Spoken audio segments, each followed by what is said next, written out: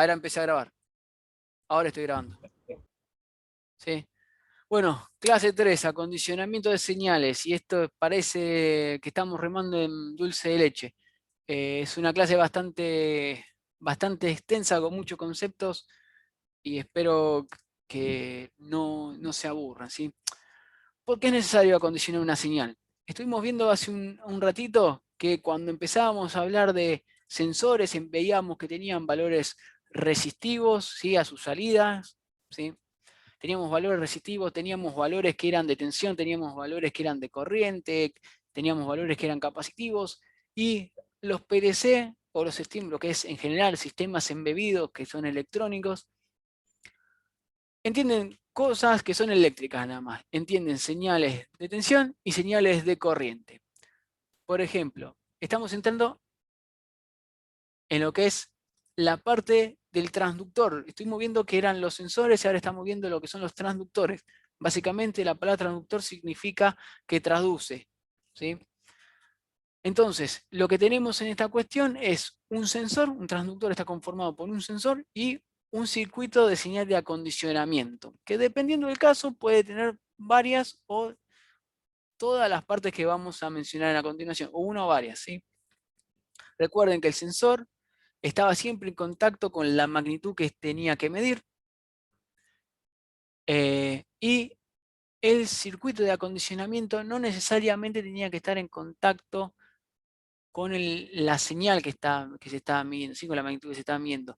De hecho, este sensor siempre estaba en contacto y este podía estar muestreando una señal de salida cada cierta cantidad de tiempo, por lo cual hay que tener ciertas consideraciones. Si el proceso, si la forma que se mueve, habíamos hablado que si la forma que se mueve el proceso es lenta, yo puedo perder tiempo en muestrear, acondicionar de forma linda la señal y mandarla para no tener ningún error. El problema es cuando tengo una señal que es muy rápida, un proceso que es muy rápido. Por ejemplo, los sensores de un avión.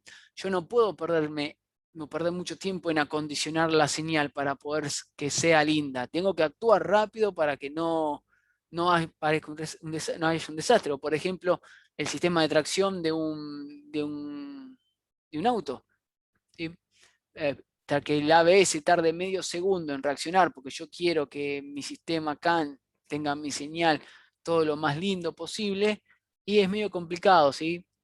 En esas cuestiones los sensores son mucho más importantes y la forma que mandan la señal de salida en forma directa es mucho más importante que el acondicionamiento en sí.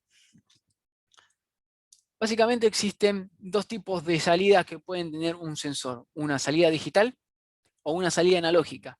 Vimos que los distintos sensores, por ejemplo, los fines de carrera y los sensores de proximidad capacitivos o inductivos, tenían una señal digital. O estaban prendidos o estaba apagado. O tenía algo haciendo presión sobre el fin de carrera, o había un metal cerca del sensor inductivo, o había algo cerca del sensor capacitivo, o no había nada, ¿sí? Entonces tenemos esta forma de onda, ¿sí? Se prende o se apaga, se prende o se apaga. Esto se llama on-off. Los sensores, hay otro tipo de salida que son señales analógicas, las cuales son valores que van variando en el tiempo. Esos valores que van variando en el tiempo lo tienen las galgas tensiométricas, y yo puedo aplicar un cierto rango de presiones a los cuales mi galga va a responder de cierta manera. Por ejemplo, puede ser que yo esté haciendo la galga metiéndole presión y de golpe empieza a actuar así, actúa y de golpe hago que suba de golpe o baje la presión y demás. Puedo hacer una señal la que a mí se me ocurra. Yo ahí puse una señal periódica para que quedaba linda la presentación nada más. Lo mismo con las RTD, ¿sí? Los valores de resistencia de esos sensores de temperatura pueden variar de forma analógica en el tiempo, pueden tener distintos valores de resistencia. Entonces, los procesos de acondicionamiento de señales tienen estas señales de los sensores son susceptibles a ciertos procesos que no son deseados. Por ejemplo, lo que se busca es eliminar el ruido, convertir una señal en un tipo de señal adecuada, por ejemplo, pasar un valor de resistencia a un valor de tensión, obtener un nivel adecuado de señal para que pueda ser leída.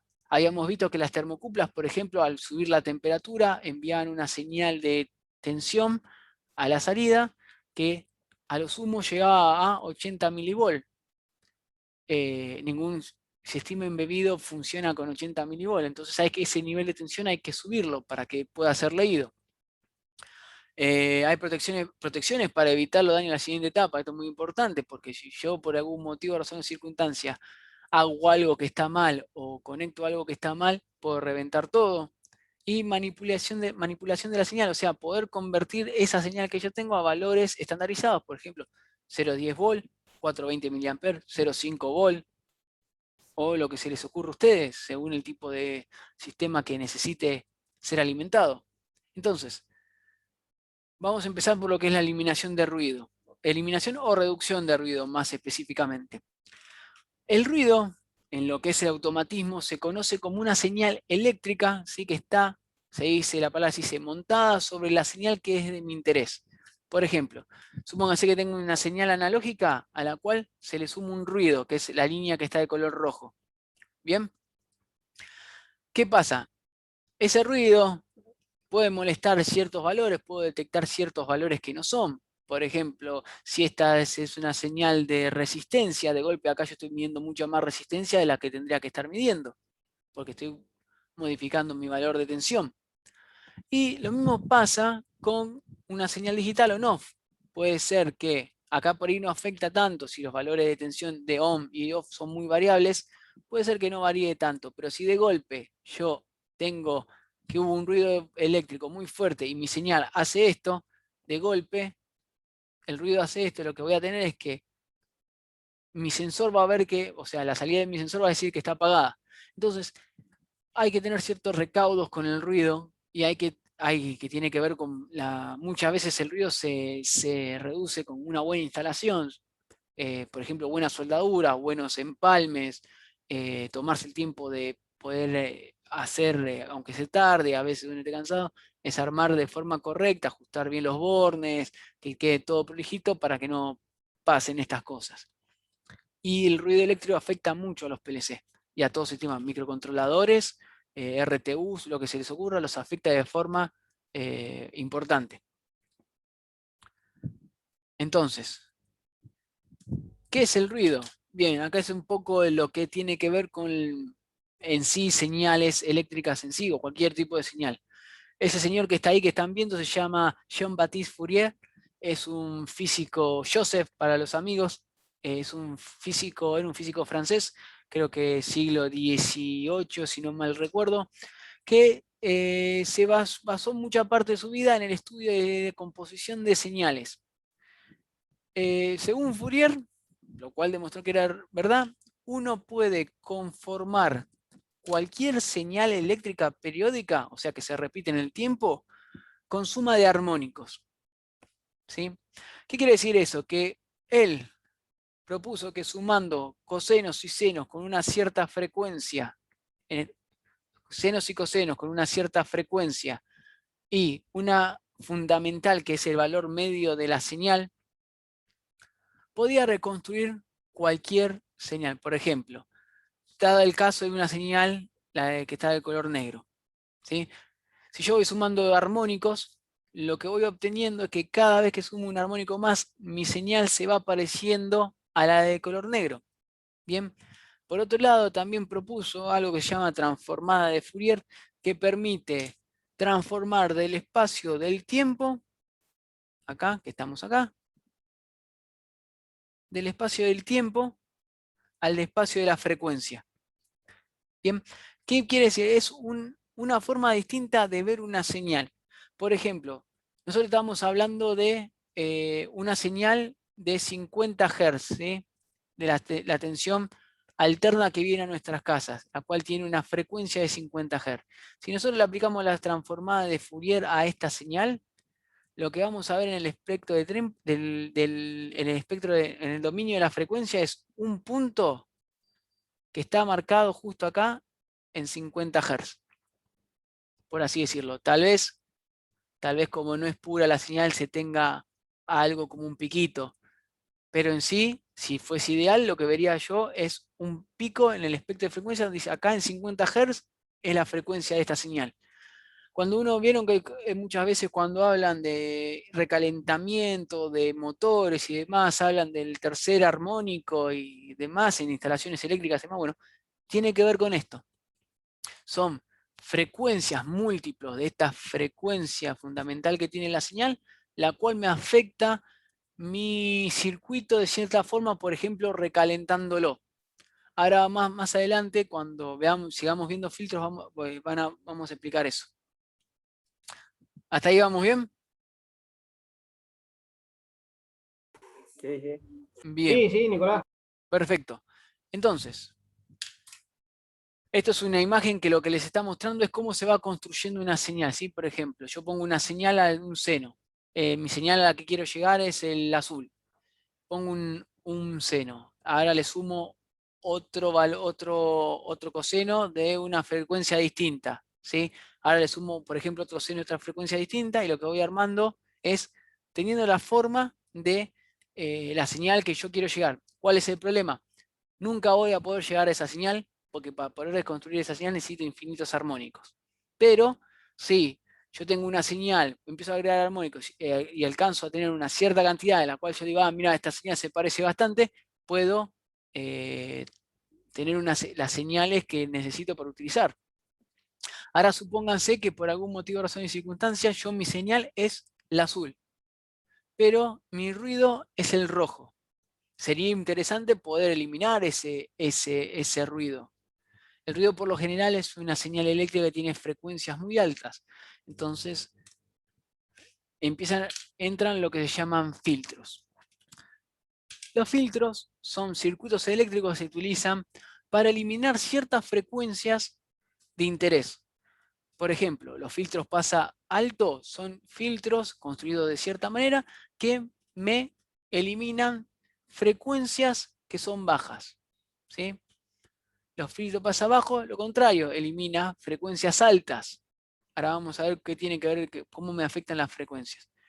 Los filtros pasabanda, que son filtros que borran dejan pasar solo una cierta cantidad de frecuencias, y los elimina banda, que son aquellos que eliminan una cierta cantidad de frecuencias. A ver, un segundito.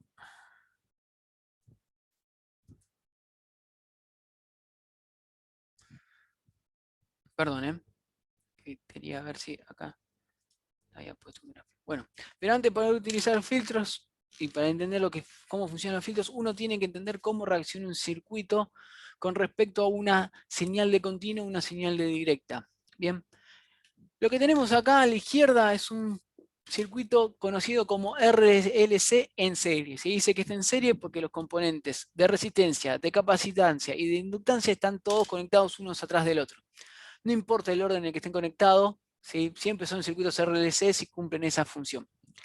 En este tipo de circuitos, la corriente que pasa a través de los mismos está en fase, o sea, la corriente que pasa a través de a través de cada uno de los circuitos es la misma para todos.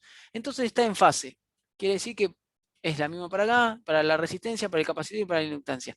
Pero hay un cierto problema. Las tensiones en estos componentes se comportan de manera distinta. Por ejemplo, si tenemos una resistencia, un componente resistivo, netamente resistivo, la corriente que está en la parte superior va a estar en fase con la tensión de la resistencia, que es esta que estoy pasando por encima en este lugar. ¿Sí? Con el capacitor lo que va a pasar es que esa tensión se va a adelantar 90 grados. O sea, lo que yo voy a ver es que viene la tensión primero y después viene la corriente, si miro los gráficos. O sea, veo que se carga primero antes de que llegue la corriente, que sería esta línea de color celeste. Con la inductancia pasa lo mismo, pero al revés. La tensión atrasa 90 grados. O sea, lo que estoy viendo es que cuando esta tiene el pico acá, esta tiene el pico 90 grados antes. ¿Bien? Tienen que ver con la naturaleza de los componentes, es cómo están armados y cómo se comportan con la tensión y la corriente. Por ejemplo, a los capacitores no le gustan las corrientes fijas, ¿sí? Las corrientes directas no le gustan, a las inductancias sí. Las inductancias aman la corriente, los capacitores no. Pero a diferencia de y en la inversa, sí, los capacitores les gusta mucho la tensión, pero no les gusta tanto la corriente, y a las bobinas no le gusta tanto la tensión, pero sí le gusta la corriente. ¿Sí? Creo que ahí hice un matete. Pero básicamente lo que uno puede hacer, teniendo en cuenta eso, de que atrasan y adelantan 90 grados, puede armar una relación entre las tensiones que hay con la tensión en la bobina, en la resistencia, y la tensión entre la corriente y la inductancia. ¿Cuál es la cuestión? Si nosotros nos fijamos y recordamos lo que habíamos dicho recién, tenemos que la tensión en el capacitor adelanta 90 grados. Acá si me ve un profesor de primaria me mataría, porque los ángulos de 90 no se marcan así, se marcan así. Adelanta 90 grados con respecto a la tensión que tiene la resistencia, y la bobina retrasa 90 grados con respecto a la tensión de la resistencia. Y la tensión en la inductancia y la tensión en la capacitancia están desfasadas 180 grados entre sí. Si nosotros ahora agarramos y miramos, básicamente esta relación es un triángulo rectángulo, en la cual tenemos, en el cateto opuesto tenemos la resistencia, la tensión de la resistencia, y en el cateto adyacente tenemos la resta entre la tensión del capacitor y el capacitor de la bobina. Fíjense, si yo me paro acá y busco la tensión del capacitor, inmediatamente opuesta del otro lado está la de la inductancia. Estas dos tensiones se van a restar entre sí y va a tener una resultante. Bien, ¿cuál es la cuestión? Uno no puede sumar directamente, perdón, antes que eso. Entonces, lo que se pone a pensar se empezaron a pensar durante mucho tiempo es, bueno, si pasa eso con las tensiones, debería haber alguna forma en la cual nosotros podamos trabajar con las tensiones en los capacitores, con las corrientes y las tensiones en esos componentes. Entonces inventaron el concepto de impedancia. La impedancia, que está definida con Z, es como una resistencia, ¿sí?, que tiene una parte que es reactiva y una parte que es activa. La reactiva está dada por lo que son los capacitores y las inductancias en el propios del circuito, y la activa es la que está dada por la resistencia. ¿Cuál es la cuestión? No se pueden sumar directamente esas resistencias porque están desfasadas, ¿sí? Si yo supongo que acá pasa una corriente y cada uno de estos tiene una tensión, yo puedo decir, bueno, todo esto tiene una resistencia, ¿sí? Es una resistencia común. Esta resistencia, la resistencia me da una resistencia específica, el capacitor tiene una resistencia asociada y la inductancia tiene una resistencia asociada. Yo las podría sumar todas y tenerlas en cuenta, pero con este jueguito de que están desfasadas 90 grados una de la otra y demás, no se pueden sumar en forma directa. Entonces, utilizando el teorema de Pitágoras, dijeron, bueno, si están desfasadas 90 grados y esta es BDR y esta es BDL menos BDC menos BDL, lo que puedo hacer yo es crear una impedancia, la cual es la suma del cuadrado, les recuerdo el teorema de Pitágoras, la hipotenusa al cuadrado es la suma del cateto adyacente al cuadrado más el cateto opuesto al cuadrado. ¿Sí? Donde este sería, cateto opuesto sería R. Perdón, para que los voy a dar vuelta porque si no me van a quedar al revés.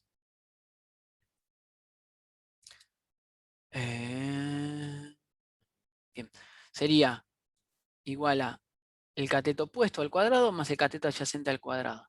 Donde este cateto opuesto sería R y esto sería la resta entre XL y XC. Pero pará, ¿qué son XL y XC? Una cuestión, ¿sí? En un circuito serie la impedancia está dada de esta forma, por la raíz cuadrada de esta suma. Y en un circuito paralelo se da de esta forma. ¿Sí? Es como si yo estuviese sumando, si se recuerdan, de alguna vez vieron circuitos resistivos, serie y paralelo, las resistencias de serie se suman, las resistencias en paralelo se suman las inversas. Bueno, es exactamente lo mismo. Pero ahí metieron dos conceptos más que son XL y XC. ¿Qué son XL y XC? Bueno, es la resistencia asociada al paso de corriente que tiene un capacitor o una inductancia, que, o casualidad, depende de la frecuencia de la señal de entrada. Todo eso que dije rápido es lo siguiente. El capacitor, cuando yo pongo una tensión de continua, ¿sí? Y pasa a través, no le gusta, no la deja pasar. Si ponen un capacitor en serie a una fuente, la tensión no va a pasar. Pero si esa fuente tiene esa alimentación tiene frecuencia, al capacitor le va a gustar y va a dejar pasar la corriente. ¿Sí? Entonces, eso se traduce como si la frecuencia es cero, la frecuencia de mi señal es cero, o sea, una línea continua, así, el capacitor se va a comportar como un circuito abierto, no va a dejar pasar corriente. Pero si la frecuencia empieza a aumentar al infinito, empieza a tener cada vez más frecuencia, el capacitor se va a comportar como un cable, como un cortocircuito. Entonces va a dejar pasar toda la corriente a través de él. Bien. Y eso se deduce, esto es forma experimental, se dieron cuenta que si aumentaba la frecuencia, empezaba a aumentar la corriente a través del capacitor, se define como XC igual a 1 sobre 2pi por la frecuencia, por el valor de la capacitancia que tiene el capacitor. Inversamente, pero de igual manera, las inductancias funcionan de la siguiente manera. Cuando la señal es una señal continua de tensión, por ejemplo, el capacitor está chocho. Se convierte en un cable cerrado y la corriente a través de él es máxima. Cuando empieza a aumentar la frecuencia, ¿se acuerdan que estuvimos hablando de transformadores que aparecían las FEN inducidas, las cuales no dejaban, cuando yo tenía un transformador que tenía dos bobinas, tenía el núcleo ferromagnético y tenía otro bobinado del otro lado? Si ustedes recuerdan, yo necesitaba que el flujo que pasaba por acá fuese variable. ¿Por qué? Porque justamente si yo empiezo, si estas dos frecuencias, si este flujo se iguala de este lado y de este lado, deja de haber conversión. Y justamente es por esto. Cuando empieza a aumentar la frecuencia, cuando empieza a variar esos valores, ya esto se empieza a oponer a que haya un flujo variable y lo mismo pasa con esto. Empiezan a pelearse entre las dos. Esto que parece chino, sí, ahora lo voy a explicar con unos circuitos para que lo vean. Pero lo que tienen que tener en cuenta es lo siguiente. Cuando las componentes de la impedancia inductiva y la impedancia capacitiva son iguales, se restan entre sí, la corriente en el circuito es máxima. ¿Qué quiere decir eso? Que solo dependo del valor de la resistencia que estaba acá. Estas dos impedancias que están acá se anulan cuando hay una cierta frecuencia en la que se anulan entre sí, que tiene que ver con este gráfico que habíamos visto, en la cuales estos dos valores que están acá son iguales y se restan. Entonces la corriente es máxima y depende nada más de la resistencia. Voy a borrar esto acá.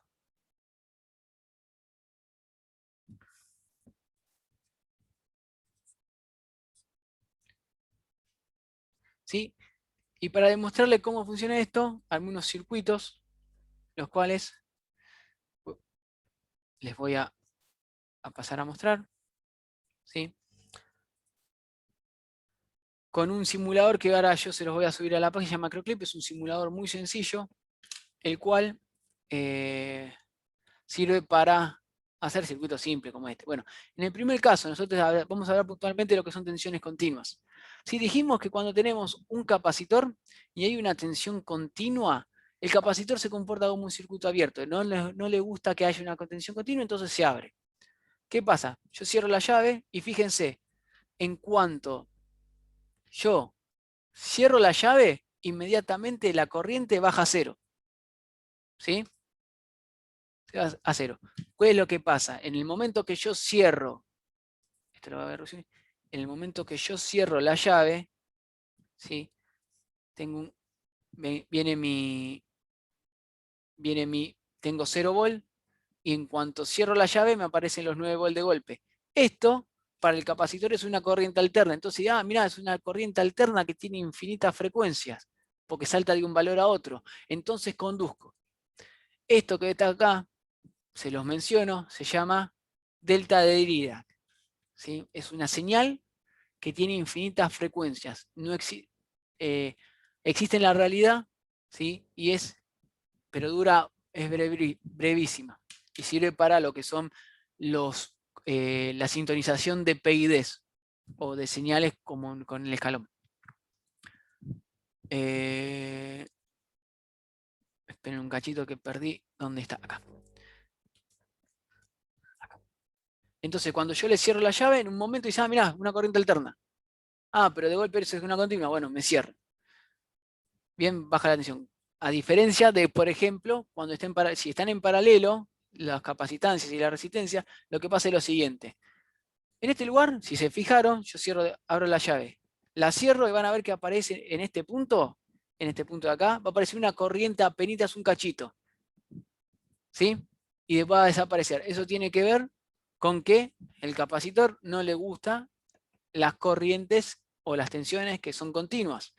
Y lo que va a pasar es que todo el valor de corriente va a pasar a través de esta resistencia. Cuando yo abro el circuito, este capacitor quedó cargado con la tensión esta que está acá, y lo abro, van a ver que circula una corriente que empieza a ir por este lugar, por esta rama, ¿sí? Hasta que se descarga por completo el capacitor. Bien, eso es con respecto a los capacitores. Ahora, con las bobinas son... Nadie le gusta las bobinas son bastante peligrosas de por sí. ¿Por qué? Y esto vamos a verlo cuando veamos conexiones con PLC que tienen que grabárselo a fuego. Cuando conecten una bobina, tengan mucho cuidado. ¿Por qué? Porque pasa lo siguiente. Yo cierro la llave, ¿sí? Recuerden, a las bobinas les gustan las señales que no tienen frecuencia. Una fuente de continua no tiene frecuencia. Yo cierro esto acá, todo chocho, empieza a correr. Cuando abre el circuito, pasa eso. Siempre pasa eso. Por más que esto sea un simulador, en la vida real van a tener un chispazo en el primer circuito que encuentren. ¿Qué es lo que está pasando? A las bobinas les gusta que haya corriente a través de ellas.